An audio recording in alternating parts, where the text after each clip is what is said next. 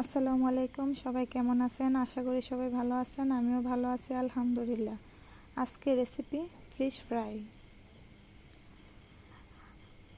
আমার এই fish fry যদি ভালো লাগে থাকে অবশ্যই চ্যানেলটাকে সাবস্ক্রাইব করবেন, লাইক করবেন। যদি ভালো লাগে আপনার মতামত জানাবেন কমেন্ট করে। এখানে একটা রূপচাঁদা মাছ নিলাম, ভালো করে পরিষ্কার করে নিয়েছি। এবার এটাকে ভালো করে মাঝখানে দিয়ে কাটতে হবে যাতে ভালো করে মশলাগুলো ঢুকে।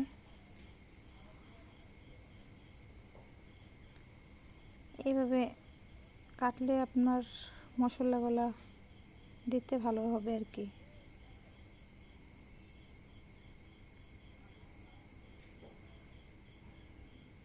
যার যার ইচ্ছে মতো একটু একটু করে কাটে নেবেন।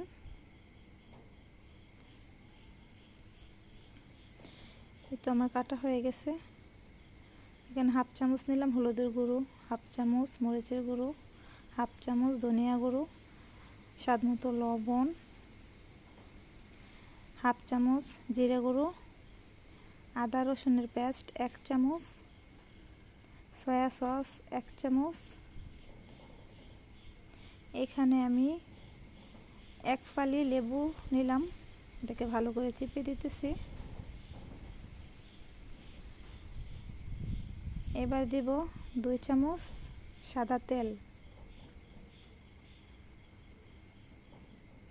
সব মশলা একসাথে মিক্সড করব।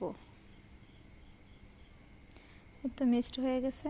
এবার মাছের সাথে ভালো করে মেশাবো, হাতের সাহায্যে মেশাতে হইব ভালো করে, যাতে কোনো অংশেতেই মশলাগুলো কমতি না হয়। ভালো করে যার যার ইচ্ছে মতো যতক্ষণ মন চাই ততক্ষণ এটা মাখায় নেবেন।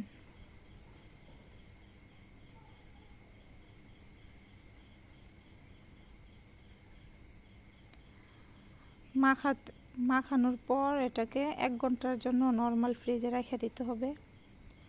এখন আমার বাচ্চারা খাইতে খুবই ইচ্ছে করতেছে, ওরা বলতেছে এখনই খাবে। তার জন্য এটার আমি এখনই করে ফেলতেছি, রাখার মতো কোনো টাইম নেই। আপনাদের যার যার আধা ঘন্টা রাখতে পারেন, 1 ঘন্টা রাখতে পারেন, যার যার সময় অনুযায়ী রাখবেন। যত বেশি রাখবেন ততই ভালো হবে। এইভাবে একবার ফিশ ফ্রাই করলে আপনার বারবার খাইতে মন চাইবে। তো একটা প্যান নিলাম, এখানে আমি সরিষার তেল দিতেছি হাফ কাপের মতো হবে।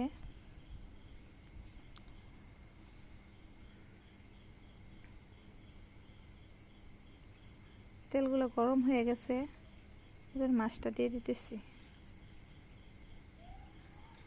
চুলার হিটটা স্লোভাবে করতে হবে, আর মাঝে মাঝে এইভাবে তেল উপরে দিয়ে দিবেন, গরম তেলটা, তাহলে খেতে অনেক জুসি হবে।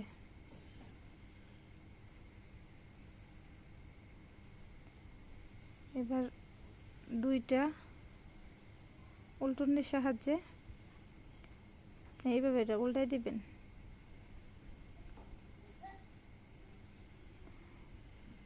একটা ভাজা কাঠি দিয়ে উল্টাতে যাবেন না, তাইলে কিন্তু আপনার তেল সারা শরীরে ছিটে পড়বে।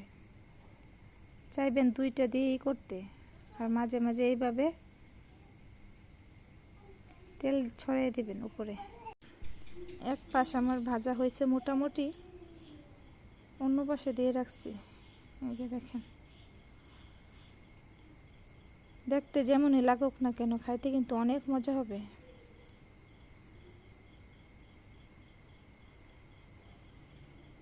এই যে দেখেন, যেইভাবে এটা উল্টাইছি ওইভাবে ঠিক উল্টাইবেন।